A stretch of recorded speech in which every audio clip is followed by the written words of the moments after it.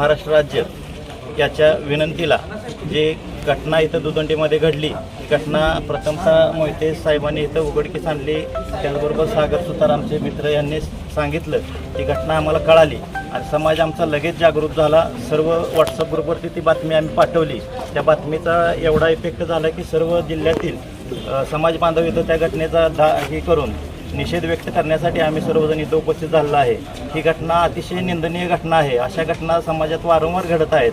मागल्याच आठवड्यामध्ये पोलूसमध्ये एक मोर्चा राजस्थानच्या घटनेबद्दल काढला गेला, पण आपल्या पोलूस दुदंडीमध्ये घटना घडत्या आणि कुणीही याची दाद घेत नाही. की आमच्या विश्वकर्मी समाजाला सुद्धा एक अतिशय पटलेली गोष्ट वाटत नाही.